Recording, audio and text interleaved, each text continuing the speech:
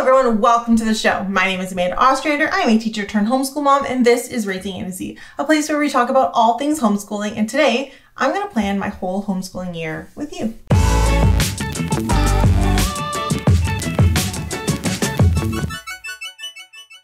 So for the past couple weeks, I have been going over our plans for homeschool for next year. And I thought today I would do a plan with me video. Now, I know it does seem a little bit crazy, insane, aggressive. I don't know what the word would be to describe the fact that I am planning my whole homeschool year at the end of May rather than like next year, like before we're even done this school year. But I find that it works out really well for me. Because I've made a plan to have it kind of done before, like in like May or June. I get to get a lot of my curriculum purchased. And usually because I've had it, I'm on the websites or the email list, I'm getting a pretty good deal before things get crazy. And I know that they're going to come in before school starts. I'm not ordering things last minute. I can get all of my books ordered and they come in, again, not waiting for them last minute and nothing like that. No panic buying. I've got everything kind of figured out. I have a plan for what we're doing in September. It's all in my head. And then I get to kind of like chill for all of July and August, which is nice. Now, we do homeschool through the summer, and I will do a video about how we do it and why we do it and all of that. But it does give me a little bit of a more relaxed time because our summer schedule is a little bit different. And it gives me a little bit more time to enjoy being outside rather than sitting indoors and trying to like research everything and figure out what my plans are. So while it's rainy in May, we're going to figure it all out. So the last couple weeks, I have gone over what curriculum we're going to be using for grade 4 and grade 2 for my kids next year. I've also gone over what our unit study topics are going to be. I will put links to those videos down below. But today I'm going to go through and plan with you how that's actually going to work in our year. So yeah, let's do that. Before we get started, got to get all my stuff. And the first and most important part of planning out your year is actually having a really good homeschool planner. Luckily for you, I wrote one. So this is the Essential Homeschool Planner. I've designed it, I've created it, I've adjusted it based on things you guys have asked for or wanted to see. And I'm happy and excited to say that it is available on Amazon, fully bound and printed, which is wonderful. It comes in 7 covers. I have a couple of them here. So it comes in this like citrus one, which I love. It comes in 2 different black and whites. It has like this 2 different florals. It also comes in rainbow. It comes in a star print. It comes in this like blue geometric print here, as well as this like really pretty cloud print. So there are a whole bunch of planners that you can purchase from Amazon. As soon as you click buy now, it prints it off and sends it directly to your door, which is really, really convenient. And if you prefer to not order from Amazon and you'd rather a PDF to print yourself, this version right here, you can order as a PDF from our website. So I'll put links to all these down below. But having a great planner helps keep me organized, helps keep me on track, and these ones are fantastic, if I do say so myself. So let's actually get started in the actual planning of what my year is going to look like. Keeping in mind all the curriculum that I've already talked about, our unit study topics, I'm going to start planning. I'm going to walk you through how I actually plan out my year. All the planners look the same inside. We have the Essential Homeschool Planner covers, obviously, book belongs to. Every couple pages, there are some great homeschool quotes, keep you inspired, you at a glance, and then we're going to get started with our planning review pages. So this is such an important part of the homeschool planning process. It's very easy to assume and to think that like I'm not doing this like off the top of my head right now. I have already taken a lot of time to kind of think about this over the last couple days or weeks. I've slowly been kind of putting this plan together in my head.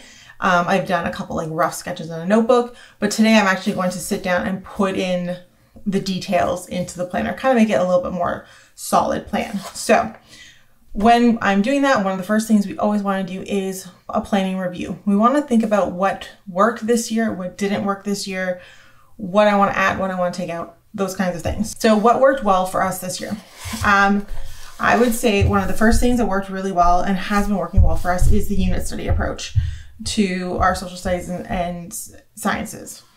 So that's been incredibly good for us. It works well for us. We are loving it. and it's just it's keeping us entertained and engaged in a way that is simple and not overly complicated. Another thing that has worked really, really well for us this year is the Brave Writer. That is a language curriculum. I have a whole review on that.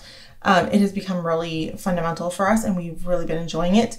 And so a lot of our language curriculum and our big books and stuff, I have actually pulled from the Brave Writer, which is phenomenal. And just their book lists in general are incredible. So Brave Writer's been a great thing for us this past year. There are some things that didn't work this year. One of the things that we kind of had tried to implement was we've been doing some piano lessons with our kids and music lessons. Alexi does kind of like piano and voice. And Zoe she's just starting into piano. And this works easily for us because my husband is a music teacher and he has like a music degree and teaches music. That's literally his job. And so while it was working, there was a few things that we have to iron out. And so one of the things was taking piano lessons without clear practice time. That was probably our biggest struggle of like trying to get everyone to like move forward in their music lessons, was that I didn't have a ton of like clear practice time built into my day. And so that is something that we are going to definitely be working on adding in. The other thing that is just like not necessarily a homeschooling thing, but something that just hasn't worked really well for us was the cleanup at the end of quiet time.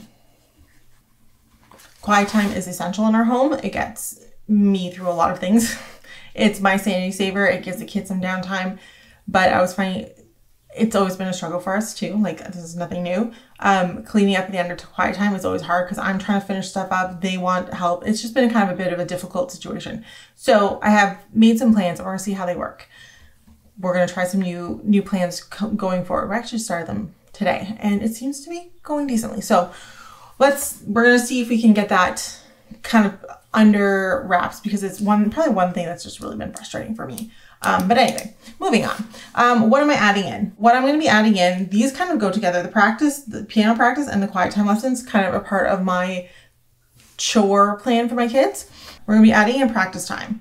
And practice time for piano at the beginning, I'm kind of decided that I'm going to be trying something like a morning chore, evening chore kind of situation and giving the kids a set list of chores rather than me making them a new list every day. So we're going to be doing their morning chores and having piano practice be automatically in that list. That's something they have to do every day. And then we're going to have evening chores that include tidying up from playing and the day, like in general. And I think that kind of like, I don't know, I'm just for fun, I'm calling it a power half an hour. We're going to see how that works because I think we just need some like more routine in that sense of like chores and pickup because we were really good with morning chores. The afternoon chores weren't working. So I think if I have to bring in the structure of the morning, that might work out. And things I want to take out. One of the things I'm actually going to take out is 1 unit. I have typically done anywhere from like 9 to 10 units a year. And I'm going to just cut it down to 8 units because often I find I am either rushing to get through units or we get sick, we travel, something happens, and then we kind of get like in these like blocks of time where things just aren't progressing to like my imaginary perfect schedule. And I think part of that is I just haven't allocated my kids enough time. Now that they're getting a little bit older, they are getting in a little bit deeper into these units. And sometimes 4 weeks is just not enough. So if I have 10 units scheduled for a 10-month school year or even 9, it doesn't really give me a ton of like time flexibility. So I think I'm going to take 1 unit out and do 8 units this year. And by taking the 1 unit out and just doing 8, I think it's going to give me a little bit more chill time. In terms of like, I'm not going to be so stressed to like get a unit done in exactly 4 weeks. If it takes 5 weeks, great. If it doesn't, like if we get sick and we have to take a couple days off, it's fine. So I'm going to go down to 8 units instead of 9 or 10. This year I did cut down to 9 units and it did make a big difference. But like, you know, Zoe had strep last week and already I'm like, oh, well now we're a whole week behind and it's throwing my timing off. So I think cutting back to 8 and just like spending more time and like relaxing a little bit in the progress of them might actually be better for us and for my kids. So moving forward, long-term planning. What is my goal for the next couple of, like for the year? From August until July, which is when these planners run. What is my plan in terms of like units and topics and all of that kind of stuff? So sometimes I'm going to go through how I pick where things go. So first off, August for me is always a prep month. So by prep, because like I said, I always take August off. By prep, this is like, I usually do like a clean of our like activity homeschool room. I do usually a deep clean in August. What else do I do? I do my shopping for supplies and my back to school activities. So basically like August is, I find the month where I'm doing a lot of like, not necessarily, it's not planning, but it's like prep. So like I said, do the deep clean. I'm going to do my back to school supply shop because that's the best price to get any like school supplies, pencils, markers, paper, all that kind of stuff. And then also like the back to school activities and things. So like what our first week is going to look like when we come back, because we always do like a fun first week. What we're going to be doing in terms of like extracurriculars and classes, like getting those signed up, figured out, paid for, all that kind of stuff in August. So August tends to do a little bit of prep, but I don't do any like schooling. September, so that's always August. December is always Christmas. So I don't homeschool a ton during Christmas. If I do, it's just going to be like math. The one thing I did do is I did get a novel study. I got not a novel study, but just like a fun Christmas read with the kids. So I got A Boy Called Christmas. That's something that we've been doing the last couple of years. I did, where is it? This one.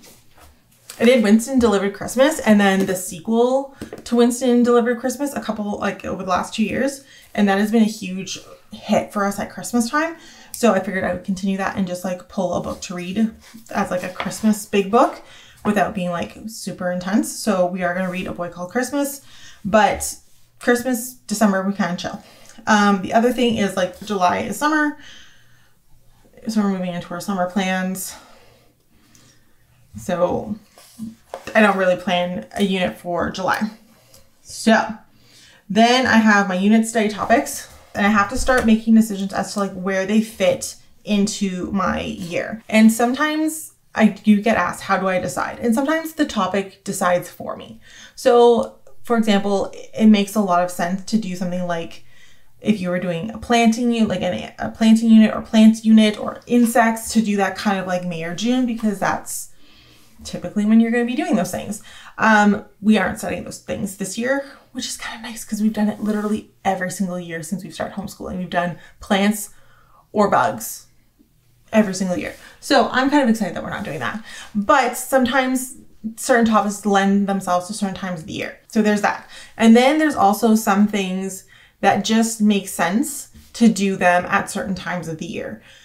For example, in September, I like to kickstart with a really fun unit, and I always like to have a really fun unit for January because that tends to be a month when we slump coming back from Christmas.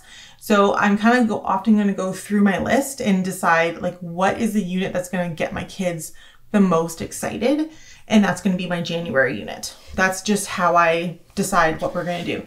And so based off of my list and based off of my kids, they are most excited for their forensic science unit. So we're going to be doing forensic science in January.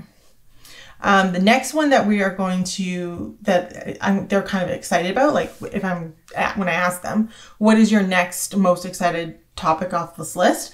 That usually becomes my September topic, if it makes sense. And it actually works out that this year we're going to be doing space. We're going to be doing space in September, which means that it's still nice out here, generally speaking, so we can still do some stargazing and that kind of stuff in September. So that works out well. So we have space, we have forensic science, we have Christmas.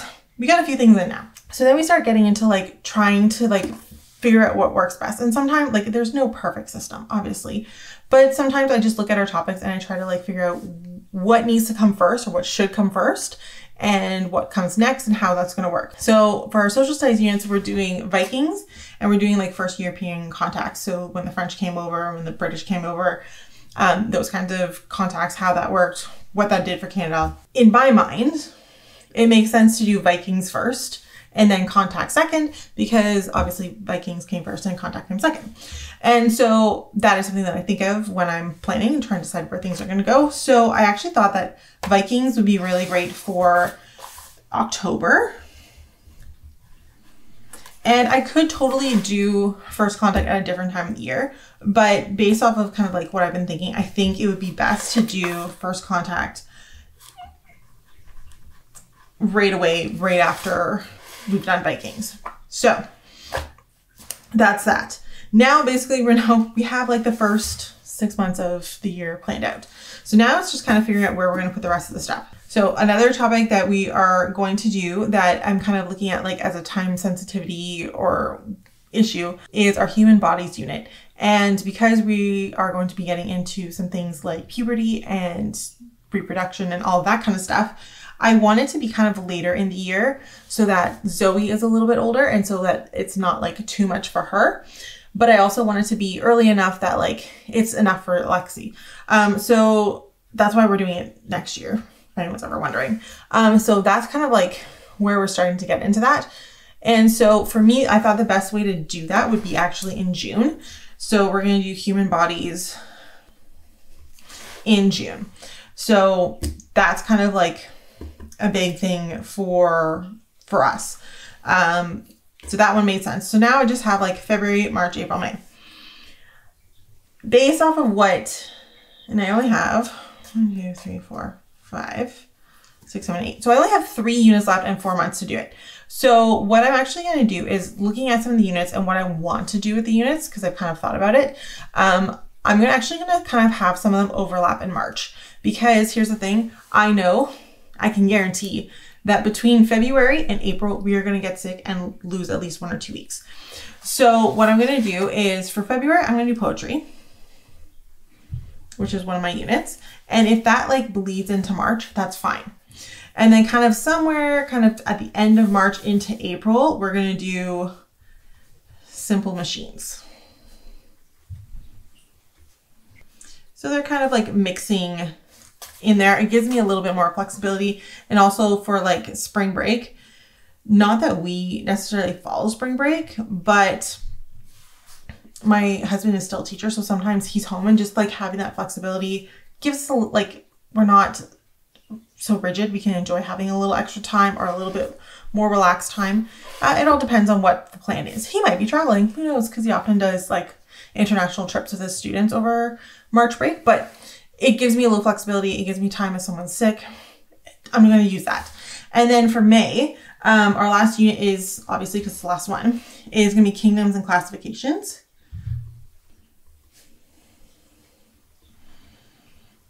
And I think May will be a really good time because it'll be spring, but for us it's often really like muddy and buggy and that. So I can kind of like, it's something that would especially get Zoe really interested in it. So that will be really good for us. So the next thing in the planner, if you're wondering, is reading lists.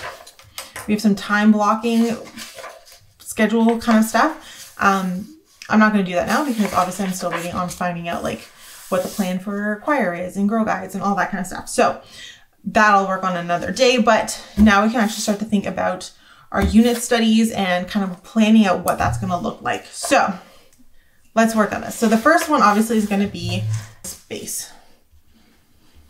Space, we're going to do, that's a science. Okay, I don't have a big book for space. Reason being is there's not a ton of really great books for space. And I do have a book that I want to read, and based off of like how the year is going, I think the only one I'm going to be able to do is do it now. And that is going to be Nim's Island, which I think will be fun. It's not like a space book, but that just happens to be the Brave Writer unit that I want to do with my kids, and it just works the best that time. So we're going to do Nim's Island. Not that it's spacey, but anyway. And our big project we're going to do is we're going to build a model of the solar system. For field trips, I want to go to the planetarium. For TV and film, I've got some books, some things on my list. So I have, obviously, Magic School Bus. There are some great Magic School Bus episodes. If you have kids under 8, I highly recommend the Magic School Bus DVD series. The first ones are still fantastic. There's only one that's starting to get outdated, and that's the one about computers because they're still talking about floppy disks. But there's just so much information in them and it's so entertaining. And for science, and it's fantastic. So for space, they have, obviously they have one about space, the solar system. They have one about comets. They have one about stars. It'll be great. And then I'd also like to watch with my kids October Sky and Hidden Figures. Hidden Figures and October Sky are both 2 of my top 10 movies. So anyway, we're going to do that. So that is my plan for space. The next unit is going to be Vikings, okay, which is social studies. My big book for Vikings is going to be How to Train Your Dragon, which is like obviously fiction, but it is kind of like loosely based on like Viking lore and stuff. I will tell you, because How to Train Your Dragon is one of my favorite movies, also in one of my top 10s. But the book is very different than the movie. Like they're not the same at all. And I think it would be really interesting this one talks a lot more about like actual Viking lore and stuff. So I'm excited. I think this would be a great one for my kids. This is not a Brave Writer unit, but I think it'll be fantastic. So we're going to read this one as our big book. So our big project, we're probably going to do, I think I was going to try to get my kids to do like something about like day in the life, either like a story, or my kids are really into doing movies. So like, we'll try that. And in terms of like TV and film, I think there's not that much for kids that is appropriate, but we probably will do the How to Train Your Dragon series.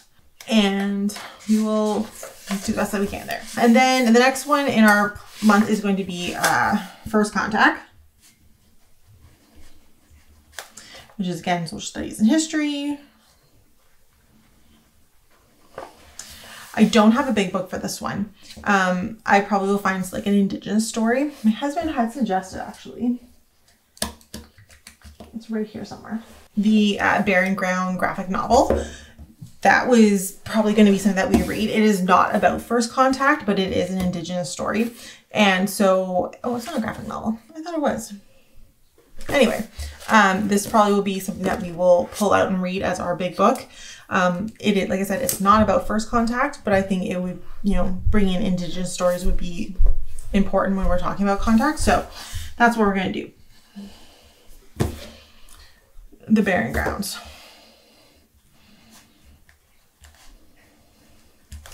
So that is what we're going to do. Our big project, did I come up with a big project? I haven't fully decided on all of this, obviously. I don't know what our big project is, and I don't have any film recommendations for this unit. And I also don't even have curriculum for this unit because I'm probably going to be writing this curriculum myself. So yeah, because I feel like I'm a Canadian history major from university, so I probably should be writing my own Canadian history curriculum. But yeah, so that's what we're going to do though. I will work on that a little bit more. That's probably going to be a little side plan for the summer. So after First Contact, we get into Christmas. So then January, we're coming into forensic science, which is a science topic. And our big book, which is a Brave Writer, is Julieta and the Diamond Enigma. So this again is a Brave Writer unit. And it is a, if you read the back, it's like a cursed diamond, a thief on the run, and one very busy young detective. It's a mystery story. It's about a thief and heist and all of that.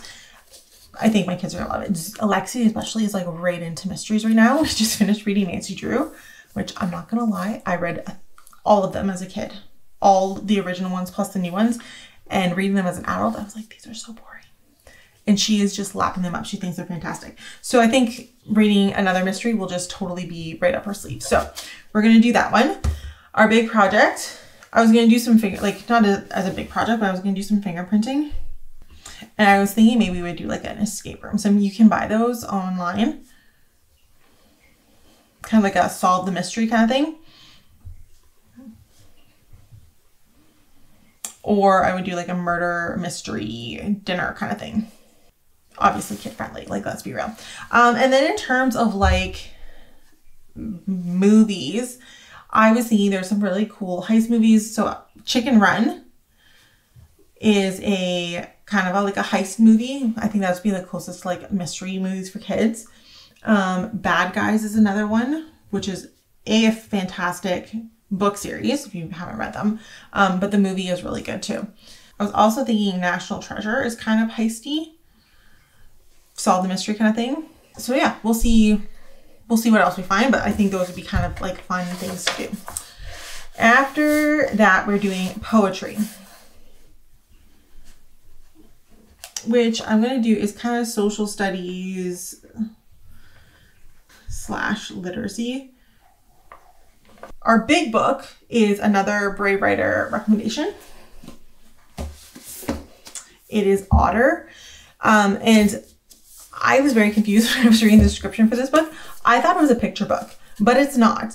It is the story of the life of an otter named Otter. And the whole book is told in prose. The whole thing is poetry and prose. So I thought that would be kind of like a fun tie into poetry. And it's not something you see very often for kids, especially. Again, this is a Brave Writer one. And so I thought that would be kind of interesting. And my kids love anything to do with like animal books. So I thought like this would be a great hook for them in terms of like doing poetry. So our big project for this one is we're going to write our own anthologies, where they are going to do some of their favorites plus some original pieces. We're going to make some anthologies. So that is my plan for poetry that month. Again, because I want to do a couple different kinds of poetry, I'm kind of happy that I'm giving myself a little bit of extra time. That'll probably be like a 6-week unit. But I think that's going to work out really, really well. After poetry, we're getting into simple machines, which is obviously a science topic. When I was talking about this unit last time, I was like, oh, my kids aren't really interested in simple machines, but I think we should do it. I think it's just sounds boring. Like when you hear like simple machines, they're just not going to be interested in it. But I think once they actually like get into it and like realize what it is, they're going to love it. So my big book, again, was a Brave Writer add-on, Mr. Lemoncello's very first game. So Mr. Lemoncello is a game maker, and he does like a lot of like inventing different like board games, and he's kind of an eccentric person. So there's lots of like simple machine tie-ins here.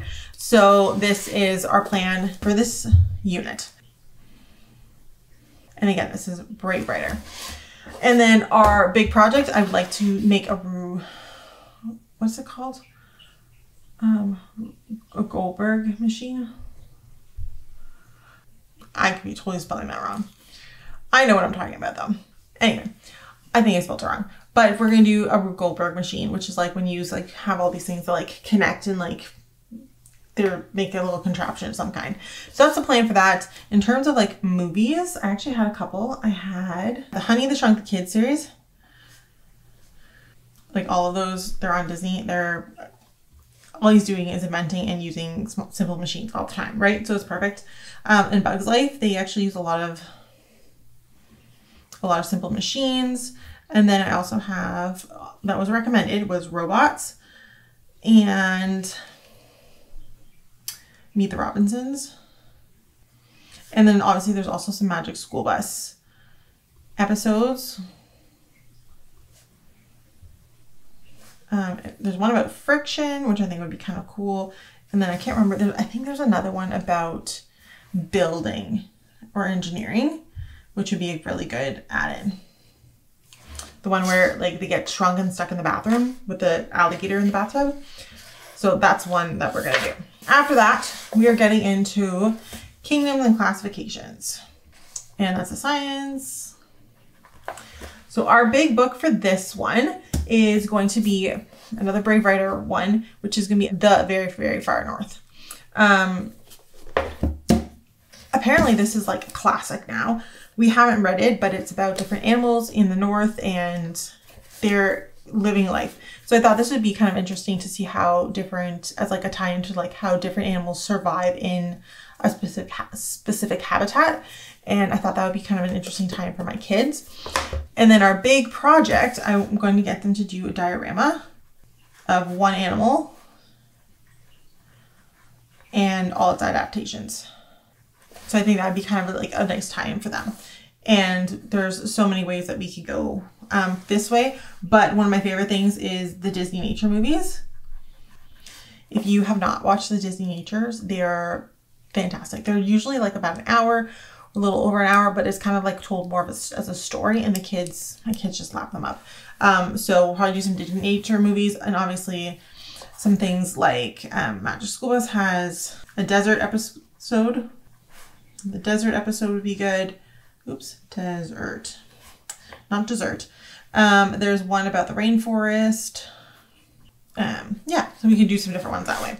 And then our last one of the year, which is human body, which is a science, and I'll put health, I guess, too, right? Our big book is the Human Body Theater. This is not a Brave Writer topic, but it is a graphic novel. So this is our big book for this month. So it is kind of a cross between, like, obviously it has like a skeleton that's like emceeing a talent show. So it's not exactly nonfiction, but it is told with a lot of like nonfiction type information. So it's kind of like a kids friendly body guide kind of thing. So with lots of stories and information and stuff like that. So this is kind of going to be our book that we're going to read through. Our big project, I would like to do body posters for all the different systems. So I think that would be really cool. In terms of like TV and film, because I was like, and I know you're like TV and film, man, you guys watch a lot of shows. I think it's just so interesting to see them like make different connections. So we're obviously going to do Magic School Bus because it has so many. We have the Get Sick. We have the one about exercise. There's one about muscles, bones and muscles, digestion. Like we could watch so many of those. So that is kind of like as far as I'm going to get to today. So and that's a lot. Yeah, we're doing a lot of good stuff here. And there's extras if you want to do more. There's extras in the study planners. Obviously, new this year, if you're looking through the planner with me, there is field trip planners, which I think would be a lot of fun. And some people just said they wanted to have a little bit more help when it came to planning field trips. They wanted a little more help keeping up with their budget. So I added some budget pages, as well as curriculum lists where you can actually like write out what you used for the year and per kid and all that kind of stuff. And then after that, come August, at the end of August, because I put it August because I know some people, especially if they are American, like to be able to, they start in August and end in May. So I did decide to start in August again this year. So if you want to start in August, you can. I'm not going to because my husband is still off in August. You know, I'm kind of tied to the school system, but not really. And so come the end of August, we will pull this out and we will plan out our first month. So if you're looking to do that with me, you want to plan out a whole month of like what specifically is happening in that month in terms of like curriculum and how I'm pulling in our Brave Writer and our units and all of that, you'll have to come back and see that in August. So that is how I planned out a whole year of homeschooling for my kids in the Essential Homeschool Planner. Like I said, if you guys like these, they are available on my website. They are fulfilled through Amazon, or the PDF version is downloadable from my website. And then also, super exciting, I also made and updated some incredible products. Each of these have 7 unique covers. You can again find these on my website. Fully updated is the science journal. So if you're looking to add some more science experiments and have one place to keep them all track, science journal is perfect for you. It walks you through the scientific method for whatever science project or experiment you want to do. And it's been fully updated and now includes a whole bunch of like fun science jokes. So that's available in 7 awesome covers. I'm sure the kids can find one they love. Also updated is the Essentials Nature Journal. Again, 7 other unique, beautiful covers.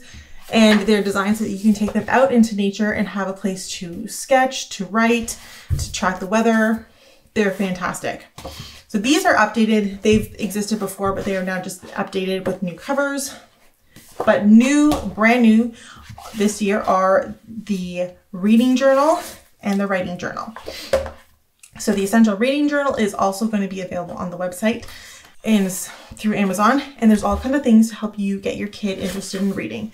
So there's places where they can track how many books they want or pages they want to read that month. There's some like bingo pages where they can see if they can get bingo in terms of books they've read. They can color in and track the books that they have read.